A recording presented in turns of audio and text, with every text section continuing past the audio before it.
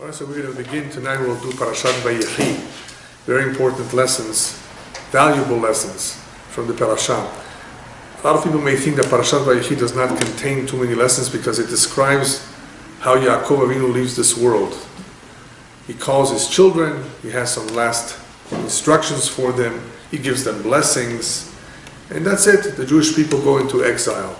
It's a short Parasha, but the actual blessings are very, very important for us to understand. What exactly is he blessing them with? What could a father be telling his children right before he leaves this world?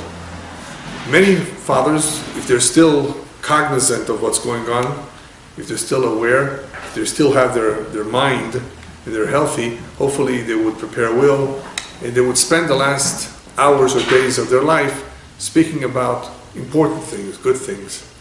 But a lot of people, what they do during their last days of their life is perhaps they make changes to their will when it comes to how to distribute their property, their money. That's what they have in mind. You get this, you get that. A lot of people, their focus is on money, distribution of assets, as they call it. Yaakov Avinu will not discuss anything of that. Not that he doesn't have, but that's not important. Not only don't you take it with you, but even if you were to leave it behind, are you sure you're leaving behind in the best hands? How do you know? Maybe the people that you trusted with your money in the past, you cannot trust that they will do the best with that money, that they will make the best use of it. So obviously Yaakov Avinu is not focused on money or any of his assets. He's concerned about his children, about the future of his children. In the same way that Moshe Rabbeinu, right before he passed away, spent some time talking to the Jewish people about their future, not only about that generation, but their children, their great-grandchildren, what will be with the Jewish nation. Moshe is concerned. He's the leader. He should be concerned. So he also has some valuable lessons to share with them. And so Yaakov as well makes good use of those days that he had to talk to his kids about their potential. Each one of those children has unique potentials, each one of the tribes. He's concerned that even though they may be good right now, and children may be good at a certain time of their life, but later on, there's always that possibility, shehem yitkalkelu, as we say in Hebrew, that they may get ruined, something may happen to them, they may go off the path. Things happen. So he's concerned about them and he wants them to know what is really important in life and what's not important. Make sure that you have clarity. What should be treated as a priority and what should not be treated as a priority. And you should know that each one of you is special in some way. He has to point this out because a lot of people do not even know the potential that they have. How special they are. A lot of people suffer from abuse because people tell them how bad they are. You're good for nothing. You will never make it in life. And that could be even true of a parent or of a spouse. If you talk abusively to the other and you put him down, you're killing his potential. You're killing his potential for growth. And everyone can grow. Everyone can grow and mature if you give him the time and the proper guidance. But you have to be careful how you communicate that to him. Yaakov is very careful. His kids are going to take him seriously because they know that he's about to leave. So right before a person leaves this world, our sages tell us what a father says usually is serious because he has nothing to gain. What interest is there for him to lie or to say something that is not purposeful? So he's obviously going to say something that is very purposeful. Yaakov is concerned about his kids for a good reason. The rabbis tell us in the ethics of our fathers, Al ta'amin be'atzmecha ad yom motcha. Never trust yourself until the day you die. A person could be good and doing the right thing for 75 years. And even though Kabbalistically, the Kabbalah says that if a person has been good for the vast majority of his life, most likely he will continue to be so.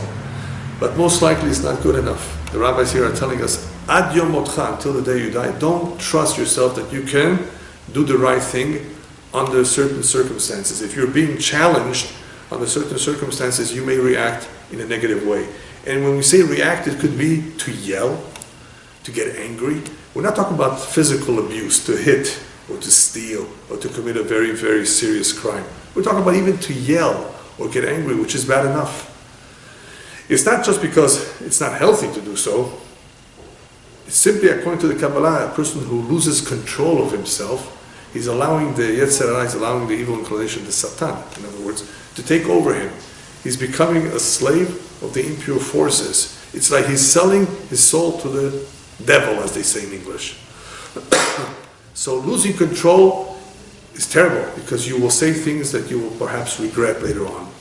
So these things can happen to anybody, even to an 80-year-old man who was kind and charitable and good all his life, but he could lose it. So that's why the rabbis tell us, don't trust yourself, don't think that you're so good, even though you are good, but things can go wrong in the future. So therefore, Yaakov is concerned, rightfully so, that after he leaves, there's no more father figure, there's no more that figure who they can consult with, who they can look at and admire and learn from. Who do they have? Just themselves. And they are in a foreign culture, an alien culture, in Egypt, the land of impurity. The greatest impurities of all was Egypt.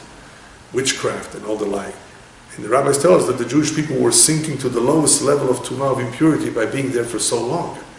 And that is why Hashem had to take them out immediately. Had they stayed a little bit longer, they would have gone down to the 50th level. The 50th level is called the level of heresy, and they would have almost not been able to leave. Because the 50th level of tumah, what it does, it shackles you, it imprisons you. And you don't even know yourself that you are in prison.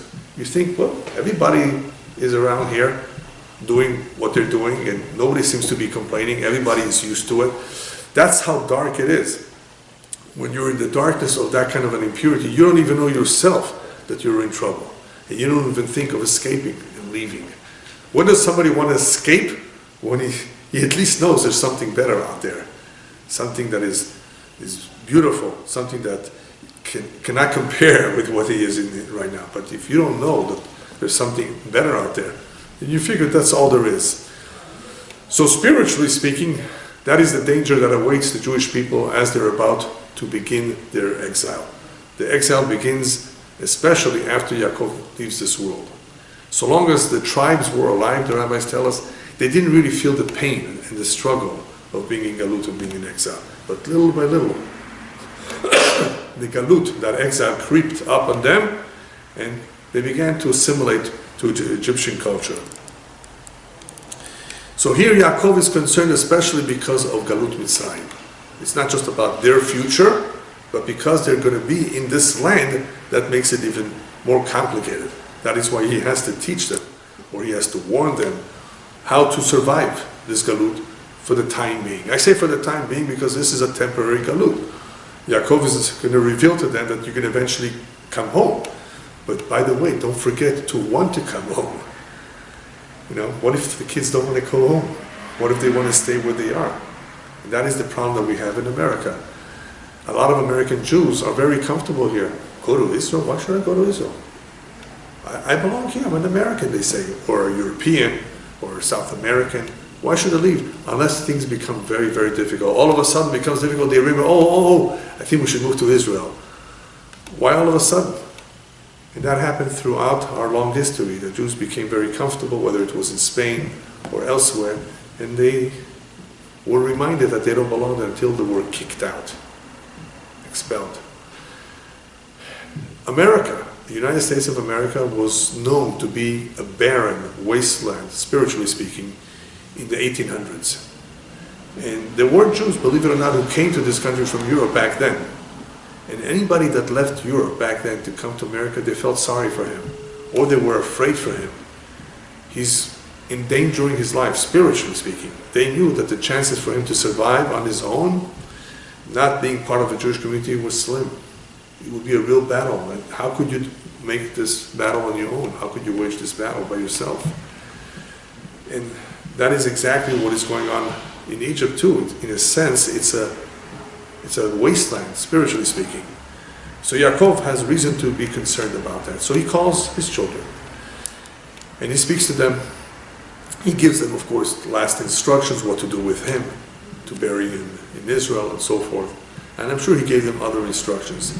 But more than those instructions, he puts great emphasis on blessing everyone. Why is there a need to bless? What is a blessing? What I think personally is very interesting about the blessings, if you look at the blessings that he gave each one, it's incredible. Because it reveals to you that Yaakov was a great man indeed. Because apparently, the way he says what he says, the way he describes each one, he has Ruach HaKodesh, he's definitely divinely inspired. He knows the essence of each one of his children, much more than any other dad. You know what they say, a mother knows her children maybe more than the father does.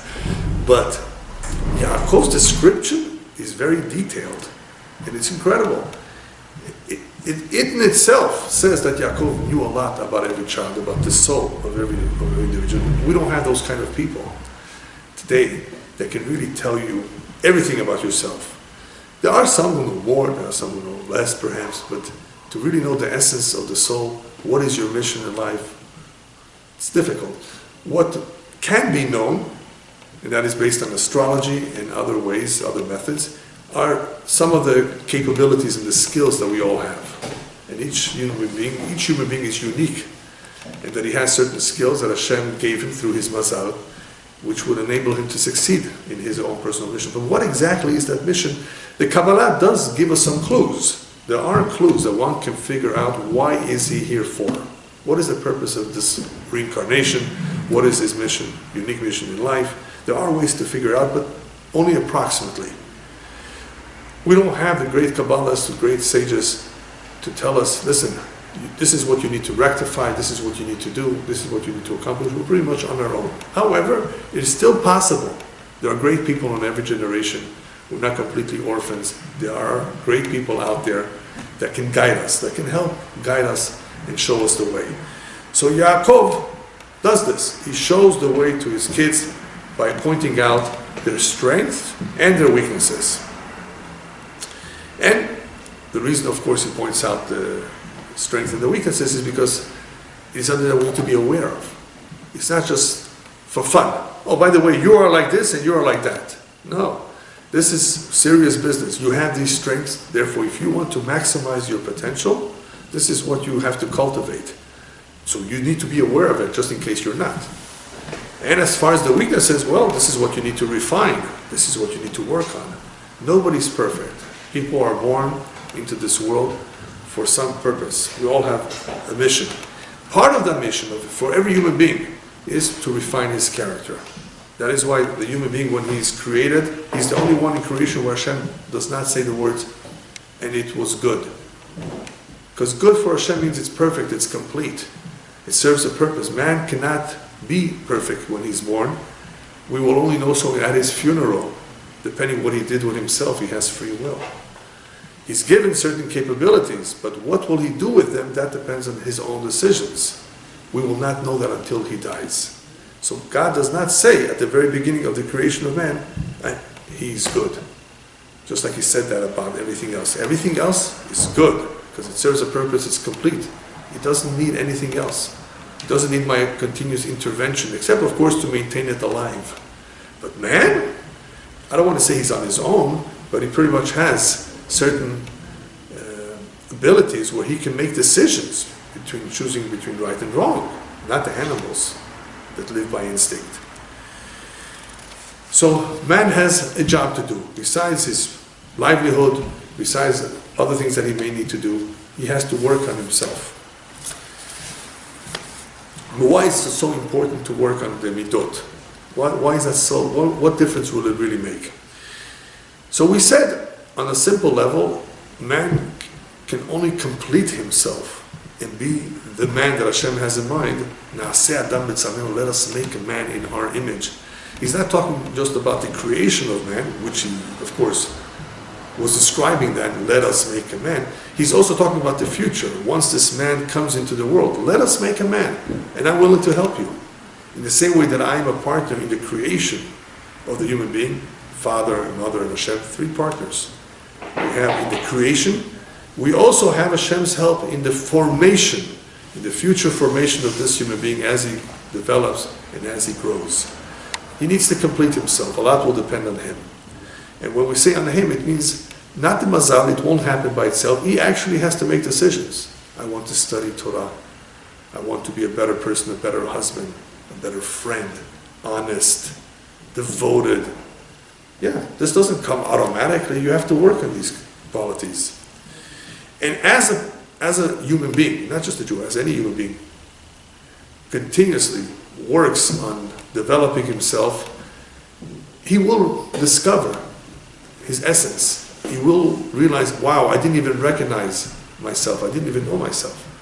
Until he has gone through all kinds of challenges and weathered the storm and did his best and fought for what he believes in very much. Until people go through all kinds of struggles, do they really realize who they are and their great capabilities that they did not know existed. So that is why challenges sometimes are very, very good. It's not to test us so much as to bring out certain qualities, the good or the bad. And what's so good about bringing out the bad? Because you come to terms with it. Oh, I realized that I didn't know I was so selfish. I didn't know I can get so angry. I didn't know that about myself, but he or she brought that out of me. Oh, I see this, I have this weakness, and I need to work on it. You see, if everything was smooth and nice and sweet in life, we would not know the negative necessarily, but sometimes challenges present themselves that bring out the good and the bad, both. And that is when, hopefully, if we are fair and honest, we will face it. We will say, yes, I admit it. Well, admission is step number one. It's not all, but it's step number one for teshuvah, to repent, and it's step number one to bring about reconciliation between people who are not getting along. Admit it. Admit that you have this fault. It's like, it's breaking the ice. It says, yes, this is the way I am, but you have the problem that you have the following problem. Sometimes people say, that's the way I am, accept me or not. That's the way I am. No, that's not nice. You can't expect people to live with it. Yes, you have this problem, work on it. If you're going to work on it, fine. If not, it's no good. That's, nobody can be forced to live with a monster. So if the individual says to himself, yes, I have this weakness, and he's far from being a monster, of course, it's a weakness or two, and he says, I'm going to take the following steps to correct them, then at least there's hope. If he doesn't say, I'm going to take steps and I'm going to do that, or he does say, but he's lying, it never makes any attempt, then that's not good. It means that he doesn't really have an interest. But it's really a shame, not so much for the relationship or for a partnership, because people can break up, whether it's a marriage or a business partnership. You know what's a shame? That this person is not maximizing his potential. He can, if he wishes to, he can become a better person. Hashem does not hold somebody back from being a better person.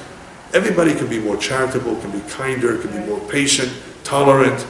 These are all qualities that anyone can adopt if he makes the decision. But he has to make a decision.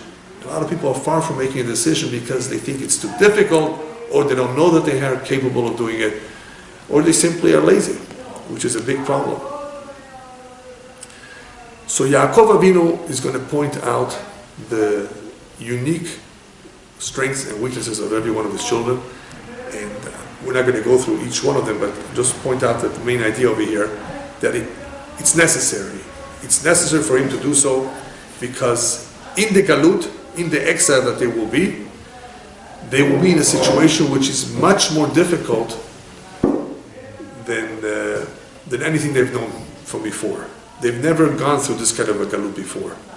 Many, many, many challenges. But Yaakov Avinu tells them, listen, let me remind you one thing that you don't know. As difficult as this galut will be, and it will be very difficult, midot ra'ot, bad qualities, is a worse prison than galut Mitzrayim. If you continue to live with your bad, negative qualities, you're in a prison yourself. You don't even know that. You're in a worse prison than in the exile of Egypt. To come out of the exile is easier relatively than to come out of your midot ra'ot and to overcome a bad quality. Bad qualities are not easy to come out of because it's part of our nature. It's difficult to change one's nature, very, very difficult. People resist it. Not everyone likes it. That people tell them, oh, you're like that, you're like that. It has to come from within. That's easier. When it comes from within, it's a lot easier than somebody tells them, you better do this, you better do that. People rebel against that. So how do you do it from within? How do you do it on your own? The trick, one of the tricks to do it, is to work on cultivating the good qualities. The good qualities that everyone has too, cultivate them to their maximum, and they will give you the strength to do battle with the bad. Because a person who's really kind, you think he will lie? Some things don't go together. They're contradictions, complete contradictions. So imagine somebody who developed kindness, charitable, tolerant, and patient with people. Imagine he develops these kind of qualities. He has a lot going for him, because these are very powerful, very valuable qualities. Kindness, charitable, patience with people, even people who are troublemakers. So this will give him the strength to do battle with his laziness, with his temper. It's a contradiction. You can't be very, very kind, charitable, and patient and also have a temper. So you see, this is a way around it. Instead of telling him, do battle with your evil inclination, you're an angry person, you bring out the worst in people, you do all these terrible things, you're a grumpy person, you're always depressed, all kinds of things. Don't talk about the bad. Talk about the good. And this is something that has always worked. Good teachers have known to use this strategy, this approach with kids, not pointing out how bad they are. You're killing him spiritually. And you're killing his growth. Point out how good he is and how much better he can become. By taking the positive approach, you're giving him the strength and you're building up his self-esteem. As we say in Spanish, su autoestima. You're building up that which everyone needs. Everyone needs that self-esteem to be built up, because that will give him the strength to, yes, I can. Yes, I believe in it. Yes, I know it's important. Some people don't think it's important. Senators, people who have been elected, they may think, well, I want to be re-elected, so I better act nicely. I better do this and that.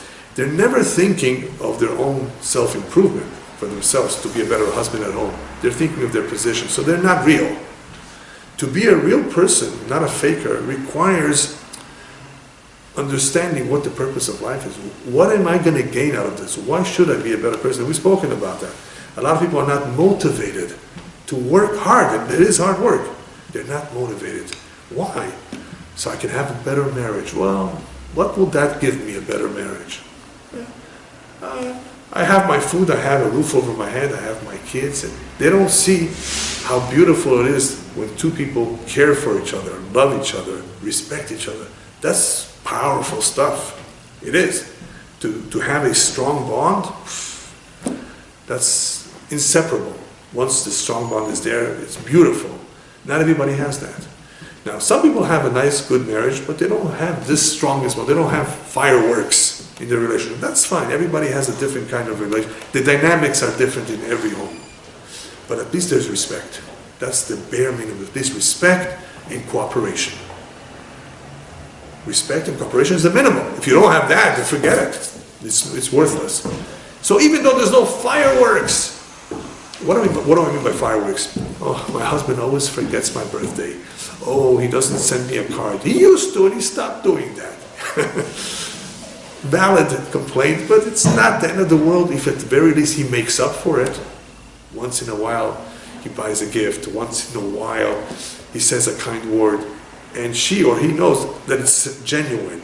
It's not a fake. Then okay, he makes up for it. He does his best. He's so busy, he's not focused, he's distracted. Does that mean he doesn't care about her? He's not respectful? It doesn't mean that. It just means that he's in his own world. Should he be told? Yes, you can remind him in a nice way. It means so much to me. If you do this, okay. He'll try. And even if he doesn't, even if he fails, it still doesn't mean that he's a bad person. Good or bad will take a long time to determine. There needs to be a track record of a couple of years to see, well, this is the way he's been. He's been good here, he's been bad here, he's been good here. Overall, he's okay. Well, count your blessings if he's okay. Don't count your negative, count your blessings, because nobody's perfect. Today it's a very, very challenging world, a very, very, very challenging life. It's not the same way that it used to be in the past, when there was much more time for each other. Today our time is being robbed by the TV, for those who have a TV, by the internet, the news. There's so many things that robs time. And because that time is being robbed from us, people don't realize it. That is affecting, it's taking a toll on their relationship, on their marriage, and everything. They're being distracted. They think this is so important. It's not. Your relationship is more important. Your kids are more important. That is a real investment, not the news, and not the additional investment that you're going to make. So this is a prison, in a sense that people are in today. A prison of their bad qualities, a prison of being immersed in all of these vanities and all this materialism that is robbing them of the time and the love that they should be showing, the affection to their dear ones, not to the materialism. But if people are more in love with money, if that's what they worship, then of course they cannot succeed in any relationship, not even with the best wife, because they're more in love with the materialism. And the same thing happens when the women are more in love with materialism. They don't really give the attention to the husband, who may need the warmth. He may need that. Some men don't need as much. Some men need more. And if he doesn't get that, and if he feels deprived of the minimum warmth and affection, then it's killing him. He's suffering. And it takes a lot of intelligence, and of course the help from Hashem, to be able to come to the realization I'm doing something wrong. The reason I say it takes all that realization is because being told by other people may not do enough. A lot of people go to psychologists, probably a lot of people go to marriage counselors. That in itself may not be enough. Even though it's worth a try. I said before, it has to come from within inside. If you on your own want it, after realizing it, after learning about it, you're convinced, logically it makes sense to you, then there's a chance. Being told by others is good, but it may not be enough. So Yaakov points out the good qualities of his children, reminding them, cultivate this. This is your potential for greatness. And this will give you the ability to overcome any weakness that you may have. Very few people maximize that potential. They forget about the important things in life, and they focus on the things that are not meaningful, and they don't realize they have great potential. Let me share with you a story that happened years ago, where a young man was aiming to be a rabbi, so he had to be tested in order for him to receive semicha, ordination. So, in order to really be knowledgeable in the laws, in the Jewish laws, in Shulchan Aruch, you have to study quite a bit. Depending on the nature of the exam, depending exactly what kind of ordination you want. So, this young man came prepared to be asked all kinds of questions in the Shulchan Aruch, in the Code of Law. But he was surprised by the following question. The rabbi asked him, tell me, did you learn the 5th volume of Shulchan Aruch? He said, the 5th volume? I thought there were only 4 volumes. No, there was 4 main sections. There's a 5th? Yeah, he says, Tiyeh ben Adam. It's to be a man. Be a mensch, as we say in Yiddish. To be a good person. What good is it if you know all the laws of all those 4 sections in the Code of Law, and you're so knowledgeable and you memorized everything, but you're not a decent human being? That you don't know how to get along with people, how to make peace amongst them. You don't care, you're not sensitive. What about that? Did you learn about that? Derech Eretz kadma leTorah. The rabbis tell us, Derech Eretz, good conduct comes before Torah. That is the foundation of Torah. On that you can build. But if all you're going to stress and emphasize and care about is the rigid, strict law, no, that's not good. Yeah, of course, it's important to know the law, but if you don't have the foundation of good nature, good character, then how are you going to get along with people? That's more important, apparently. That is a priority. Another example of how people really mess up their priorities, not realizing what's really important. There was a young girl in this community, somewhere in Los Angeles, that was engaged, and she got the gifts most brides receive. And she says, I'm not going to the chuppah, I'm not going to the ceremony, until my ring, my stone, is as beautiful and as big as my sister got for her wedding. I want the exact same thing, nothing less. She's not going to the chuppah, she doesn't want to get married until she gets the same from her groom, from her chatan. Could you imagine? She values the stone much more than her husband. She's not thinking about marriage, she's thinking about the stone. It has to be the same, or better, of course. Same color. Same color and size, she says. What's this? Who taught her this kind of things? So that's what I meant by materialism. You know, is this what you emphasize? Is this what you care more? This says a lot about you. You know that? You think you can make a good wife by emphasizing this? I can just imagine the complaints that are going to be coming every Monday and Thursday. You know, about this and about that. If already from before the wedding, there's already complaints about the size and the color of the stone. Yeah. This is not just one case. There are many cases like that, perhaps not with jewelry, but with other things. The most important thing for the couple is the relationship, not the size of the bedroom, not the furniture, nothing of that. That doesn't matter. It will come. Whatever comes, comes. Whatever Hashem sends you, you'll get. But the relationship is up to you. It's up to the couple to make of it what they want to make of it. You will notice when you read about the blessings that Yaakov gives his kids, there's tochacha, there's rebuke. He rebukes them. Look at Reuven, it's a good example. Shimon, there's rebuke. What's the rebuke for? The rebuke is important. This is called in English constructive criticism, I believe. Constructive, it's coming from a father who loves his children. He's not after you, he's not against you. He means it for your own well-being. Good rebuke ultimately is for what? It's for the tikkun. It's in order for us to rectify, in order for us to refine ourselves, in order for us to maximize that potential that we have. We need to hear, we need to be prepared to accept criticism. Not everybody was willing to accept criticism. Yaakov therefore includes that criticism in his berachot, in his blessings, his last wishes. I'm going to criticize you, I'm going to let you know your faults. It's for your own good. You need to hear it. Because the ultimate goal of the rebuke is to rectify you, to make sure that you don't forget who you are. You need to remember who you are, the good and the bad in you.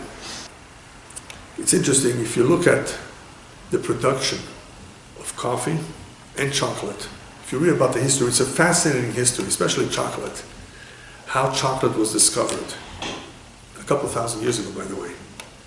Cocoa, the cocoa bean. And ever since they discovered it, it became better and better.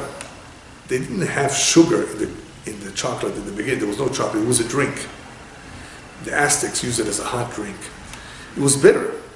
And when the Spanish came to Mexico, they said, whoa, what's this? They were served that. For the Aztecs, it was a very, very special drink. But for the Spanish, it was something that they couldn't take.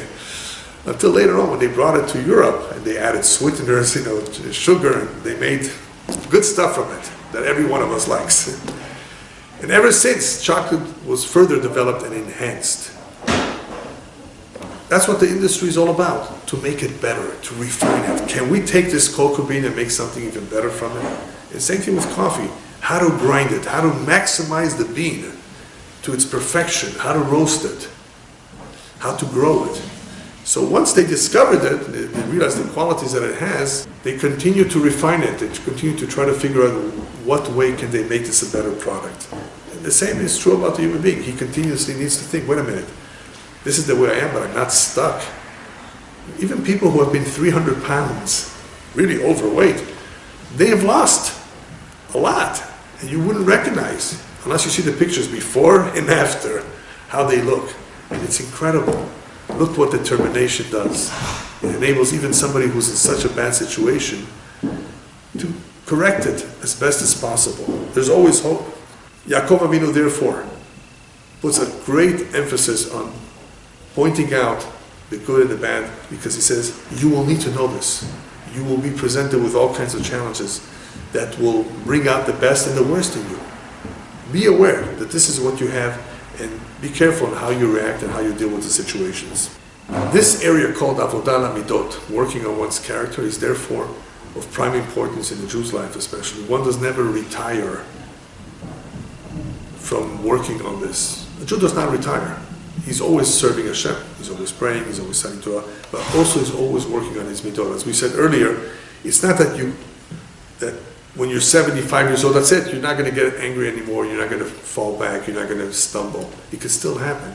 So therefore, this is something that we always need to work on, to strive to perfect ourselves and And some people just never do it. In their entire life of 70 or 80 years, they never corrected one midah, one quality. And as one great rabbi said, if you did not succeed in correcting even one midah, then you've done nothing in your life, nothing of importance. What that means is that we can definitely make some improvement if we try. Every day should be a gradual growth. Every day, not just once a year. Every day, it's a gradual growth. It doesn't happen overnight. But we have to aim for it. We have to want it. And we're not going to want it if we're not aware of its importance. Rabbis tell us that when people work on themselves and they really give of themselves for the right things, then they are fulfilling the verse that says, Kabet Hashem me'oncha. That verse that says, honor your God from your fortune. Me'oncha. What does that mean, to honor your God from your fortune? The simple meaning is Hashem gave you fortune. Share it with others, share your wealth. But the rabbis tell us the reason why the word mehoncha was used over there, not any other word that can also represent money or fortune, is because mimashe Hashem chanan otcha. The rabbis are telling us that this verse was worded in such a way to remind us, honor Hashem with the skills that He gave you. Mimashe chanan otcha. He bestowed upon you certain good qualities for a purpose. Honor Hashem with those qualities, with those skills. You have a good, beautiful voice, then use it to be a chazan, to sing, speak to people. You've been blessed with a lot of money, share it, be charitable. You've been blessed with other skills with your hands, you know how to write beautifully, perhaps be a sofer, write a mezuzah, write a sefer Torah. Everyone has some skill. Use it for Hashem. Use it for something good. Don't be selfish about it. So kabet Hashem lecha, when we maximize our potential, the skills that we have, and use it for the right things, we're giving kavod, we're honoring Hashem with what He gave us. He gave us these skills for a reason. Use it for those reasons. And everyone in this world has something that's unique to him, something special that he can contribute. That is why I always remind people that it's important that as parents we point out the good qualities in the children. And the reason why it's important to point them out is not only because of what we said earlier for their self-esteem, for another reason. You want them to become aware of that early on. There's another verse, for example, that says, Chanoch lana'ar al pi darko, gam ki yaskin lo yasur mimenu. Train a child or teach a child, guide him early on, according to his abilities, al pi darko. If you do so, gam ki yaskin, when he will be older, lo yasur mimenu, he will not let go of it.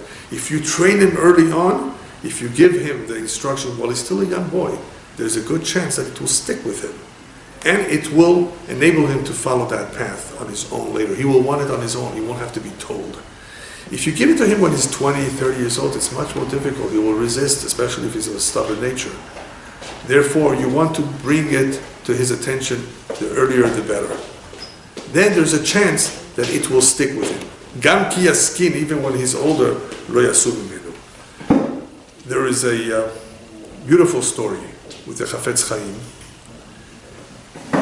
where a father once came to the Chafetz Chaim. He says, Rabbi, please bless my son with yirat shamayim, with the fear of heaven. We all know fear of heaven is very important. And the Chafetz Chaim tells him, I'm sorry, but that's something that you have to acquire on your own. Fear of heaven you don't get in a blessing. You have to work on it on your own to come to that level of fear of heaven. And then he continues to tell him the following. You know, my mother shed many, many tears on the Tehillim that she had, crying out and praying to Hashem that her son, meaning himself, should want to be a God-fearing Jew. Look at the tears. He had the Tehillim of his mother. It was soaked with tears.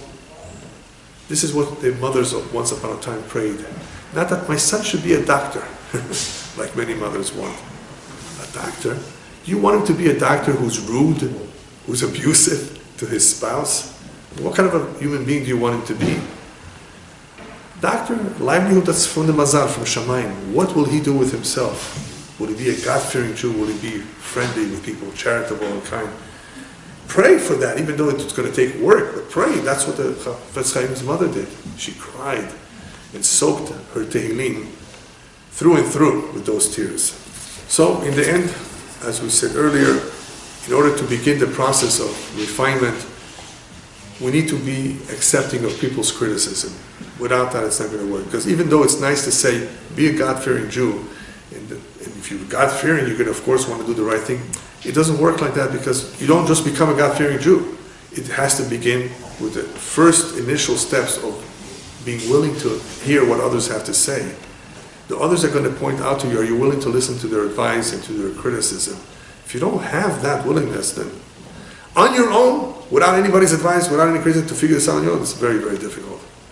There are people who have done so without criticism. I'm not saying no, but we're talking about people who have a lot of work to do, a lot of rectifying, a lot of correction and adjustments in their character, in their relationship with you. You have to be willing to hear criticism, otherwise it's not going to happen. So Yaakov puts all that criticism into the Berachot. He says, you had this problem, you did this, you were mistaken by doing that. Pointing it out to them, but they shouldn't forget. Now they're older, they're adults. They hopefully matured and realized this on their own. And now they're hearing it from Yaakov. They're not hearing it from the Paro, from somebody else. They're hearing it from somebody that they can trust. This is their father. So rabbis tell us, when it comes to midot, character, refinement, always work on yourself. Be active in that area. This is not something that you do once in a while. And that is where we have the movement, the Musar movement that began in Europe about 200 years ago, so where the rabbis put a great emphasis on Jews learning books on Musar, Jewish ethics. Read the book, see what it is that you need to adopt in your life. It will be like someone is criticizing you, somebody who's pointing it out to you. Not a human being per se, but a book. And perhaps it's less embarrassing when you read it yourself, or you learn it together with someone else. It's a good thing, by the way, for a husband and wife to learn together something that they can both appreciate and be on the level of understanding. Learn 5-10 minutes every night. It will bring the two of you together, it will create a bond, and it's very informative. A person works a whole day, he eats, he sleeps. What did he do? Work, eat, sleep. Of course, if he's Jewish, he prays too, but learn Torah, learn Musar. Otherwise, you're going to have your life go through very, very quickly without accomplishing too much, spiritually speaking. Always, therefore, look, what is there to correct? What is there to rectify? One way to figure this out, by the way, is what the rabbis tell us, K'nei lecha chaver, acquire for yourself a friend. Acquire. It didn't say make for yourself, find a friend, it's acquire. You know what acquire means? You have to work hard to make friends. You have to be a friend. If you're not going to be a devoted individual, they're not going to reciprocate. Most friendships and relationships today are very shallow because people don't invest in them. I've heard a lot of people say, oh, I have hundreds of friends. He doesn't even have one true friend. To have a true friend, you have to be a true friend. K'nei lecha means acquire, go out of your way, even if it takes money, invest in it, make an effort, travel to see him, and share as much as you can with that person your life, because otherwise, how are you going to ever make a good friend? And what is the goal of that friendship? Because if he's a real good friend, you will listen to him, and if he points out something where you're wrong, you may listen to him much more than 1,000 speeches of a rabbi. That's what we're told. A good friend's rebuke is more powerful than 1,000 speeches of a rabbi. A rabbi could be very charismatic and know what he's talking about, and powerful in his message, so what? A good friend, if he tells you off, might be a lot more effective. So this is a valuable asset. Now imagine if you're lucky and your wife or your husband is your best friend. That is rare. That is not very common. Some couples, of course, are very, very close, but they're not necessarily best of friends, where one will want to hear the criticism of the other. They're different. So get yourself a friend. Anyone that you want. Develop that friendship. Over time, you will see that you can gain a lot from it. So one of the best friends of a Jew is the Torah, besides a human friend. Without Torah, a Jew does not have orientation. He has no guidance whatsoever. He will not know right from left. And it's not just about halakha, the Jewish law. It's about doing the right things in life. It's about focusing on what's important. Without Torah, how is he going to be reminded? He's going to think about his dinner, and about his breakfast, and about his lunch, about going on vacation, and about taking a trip, about buying a new set of furniture. Wait a minute, is that what life is all about? The Torah doesn't emphasize that at all. Build up your relationship with your spouse and with God. Be a better person. That. Are you spending time on doing that? What are you doing? What are your efforts in the direction of becoming a better person? So without Limud Torah on a regular basis, without learning even 15 minutes a day, there's no way that the Jew will have the strength to fight off the evil inclination. There's no way that he will have the proper guidance, that he will remind himself what he needs. No way in the world whatsoever, I guarantee it. He learns, even if he's learning by himself, which is not ideal. You want to learn with people, you want to learn in a class.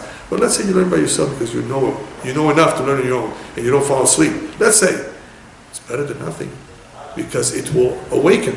It's like the caffeine in the coffee, it keeps you awake a little bit. Yes, this jolts you. It will jolt you into realizing that perhaps I did something wrong. As long as you're honest and sincere. Person who is, what's the word for it in English, who lies to himself, he's in denial, then of course, learning Torah will not help him either. He's really missing out a lot because he has nobody to point it out to him, and he himself will not gain because he's in denial. He's deceiving himself. Then he has a big problem. Then he needs urgent help, getting rid of that denial. As we said before, you need to admit that you have a problem. So if this person has this problem of denial, very, very difficult. So the Torah is indispensable for a Jew. The good news is that today even women are learning Torah. Something that did not occur 100 years ago. Till before World War II, nowhere in the Jewish world did the women really immerse themselves a lot in learning Torah as they do today in schools. I'm not talking about outside of school, at home. A woman has her own responsibilities at home. She has to devote her time to her husband and kids, to the home. So she's exempt from learning Torah and from any mitzvot. But today there's more of an emphasis in the schools. Why? How did this become? Everywhere. Any country you go to, Jewish girls are going to school. And what are they learning? Not just math. They're learning Torah. What is applicable to them? Why? What happened? In the olden days, a girl would grow up with her mother. She would be at home. There was so much tmimut. There was so much sincerity and purity in their mind, the way they were raised, that they didn't need that much. The mother, the father, they were the examples, and they knew the basics. They knew what they needed to do. They didn't have to know more. Today, because the challenges are greater, because we're being exposed to a whole different kind of world than back then, the girls have to be more educated, and they have to acquire more knowledge of Torah. Because what this Torah will do for them is, when their husbands come home, they will have the strength to point out certain things to them. In the past, they didn't need that as much. Today, they need that. Not only for themselves, because they're being exposed to a different kind of world. Not only for themselves, for their husbands. Their husbands need it. But where are the husbands going to get it? From their mother? They're married. From their father? They don't see their father. Friends? They may not have friends. Partners? They don't care. A rabbi? They barely see him. They don't make an effort to see him. Torah? They don't study. What's left? The wife. So the wife better be equipped, better be strong. Of course, strong, but sweet as well. You don't want to just be strong and give it to him. You want to be sweet about it. So she has to have those qualities. And where is she going to pick it up? From school. And from a seminary in Israel, for example, a lot of girls after high school go to seminary. They are exposed to a beautiful spiritual life in Israel, the holiness of Israel. They gain a lot. Anybody that spent the whole year in Israel, if they're in a good place, of course, not just milking cows in a kibbutz, but in a good place of learning, they really grow. They really become stronger. And the stronger they become, hopefully, they will be equipped to be very, very strong in their homes as well.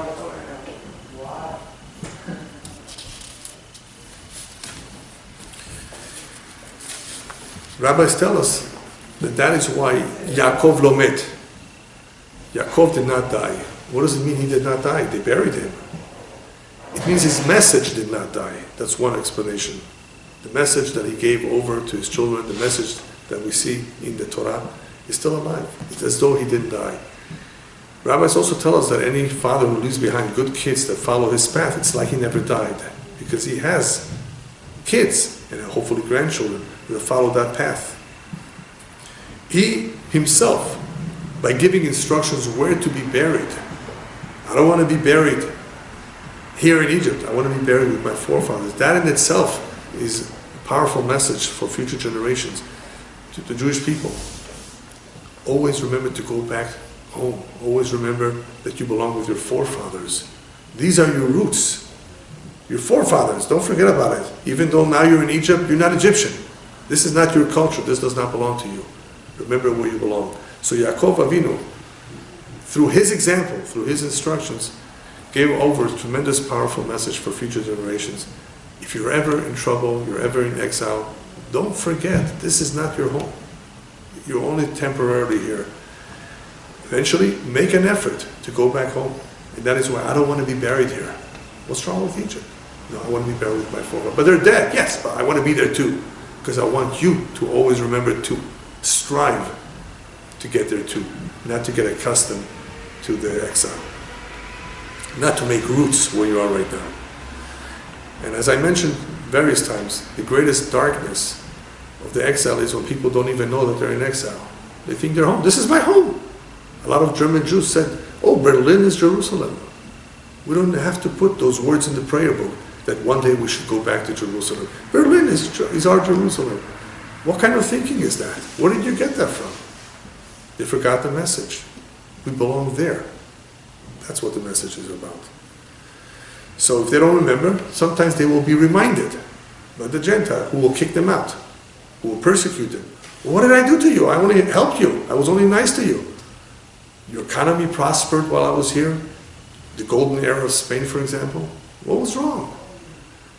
Spain was a big empire. Well, what happened now? Empire? Very far from being an empire. But that's what happens. You know, the Jewish people did bring a lot of blessing where they went. And when they left, it caused problems. You can see it all over the place. But they had to be kicked out. On their own, they didn't remember. So what happens in Egypt? Same thing. The Egyptians remind them that you're not Egyptian. They make them work, you're slaves. Had they had a beautiful life in Egypt, then they would have stayed. Many Jews wanted to stay in Egypt. They died in the plague of darkness, the Midrash says. The Egyptians have to remind the Jews, you're not from here. But unfortunately, after Yaakov dies, after the tribes die, that's when the shi'abud, the bondage, begins to take hold. Little by little, they become more accustomed to Egypt, and the Egyptians take advantage of them. In order that we should not forget where we come from, who we are, the Navi, the prophet, says, Abitul tzulchutzavtem.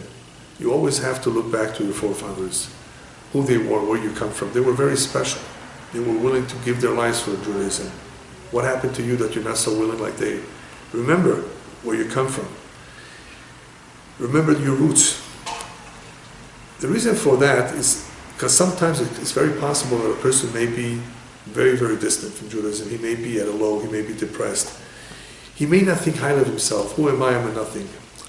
And they remind him that these words are not just to remind us where we belong. They remind the Jew, listen, even though you may not be so special, even though you're a simple plumber or beggar or barber, regardless, very simple person, not a very prestigious position that you have, not a very, very special family that you belong to. Remember your roots. Your roots are special. Remember who your forefathers were. And a lot of people, if they can trace their family roots, they will see great people in their family once upon a time. You know you could be great yourself too. So look back and remind yourself where you come from. On the other hand, sometimes lineage is not such a good thing to think of in a very highly way. A lot of people take credit. Oh, my grandfather was a rabbi. And I tell them, so what? What about you? Don't tell me about your grandfather. They like to take credit with their forefathers. I said, that's very, very nice, but what about you? So let's not focus on them. Let's focus on you. What are you going to do? What are you going to make of yourself? People need to know that they can always do something with themselves. There's a beautiful story with the Magid of Mezrich, the rabbi who took over the leadership of the Hasidic movement from the Baal Shem Tov. When he was a boy, their house burnt down. And he saw his father crying. He says, Dad, why are you crying for the furniture, for the house? We'll replace it. No, my young son, I'm not crying for material things. But in this house, there was a scroll that had our lineage way back a long time, hundreds of years. And that was so special to me. It was a rare manuscript, a rare document. It meant so much to me because it had contained the entire lineage of our family, our roots. So this young boy tells his father, Father, don't worry about your past lineage. I'm going to begin a new lineage. A new lineage will begin from me. And that's what happened. This great rabbi began a new lineage. In other words, it's very nice, of course, to look back, and it's important. But remember, you are who you are. You have your own responsibilities. You can make something of yourself, and hopefully you will be example. You will be an example for future generations that will come out of you. So Yaakov does that too. He tells every child, you are special in your own way. Don't think about me right now. Don't think about everyone else. Think about yourself. That's why I'm pointing out who you are. Because everyone is special in some way. Just want to finish with the famous midrash that Yaakov wanted to reveal to the Jewish people when Mashiach will come. What for? When he is about to reveal that, remember, he's not revealing the Achishena date, but only the Ita date. There's 2 dates, 2 possible dates. The last possible date is called Ita. Achishena means I will speed it up. Mashiach can come tonight. Hopefully he will. We want him. We don't know. We have to pray that he should come, the sooner the better.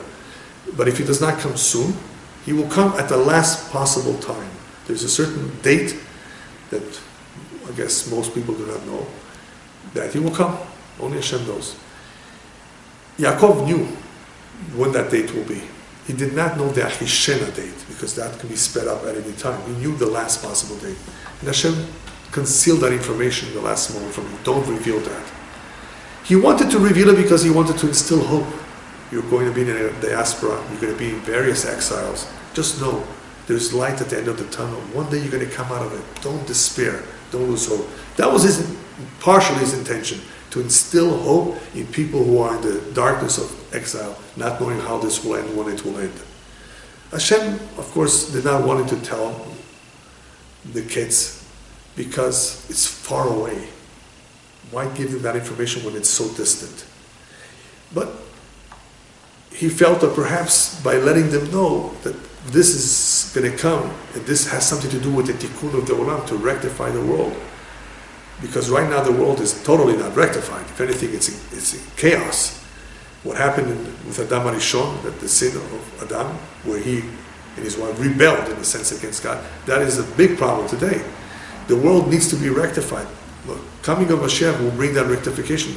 And he's talking about rectifying oneself, one's character, and the world too. So he wants to talk about rectification. Hashem says, no, that's something that is best not known. But the fact that he told them that this will happen at some point was important, was significant, because they need to realize that at some point this is going to happen, and this you need to aim for, this you need to pray for. This is the Ikar. We want Mashiach to come. We want to aspire for that. We want to aspire to come out of the Galut. We do want to pray that there should be a Tikkun Olam. So therefore Yaakov Avinu did want to discuss this, and I don't know how much he did, but he did want to talk a little bit about Mashiach, because this is something that Jews have to be continuously reminded. This should be something that we should always strive for, aim for, pray for, and ask Hashem to bring it about quickly, because in the end, we're not here for ourselves, we're here to serve Him. And we will be able to serve Him better, Bezat Hashem, very soon, Mashiach will come. Amen.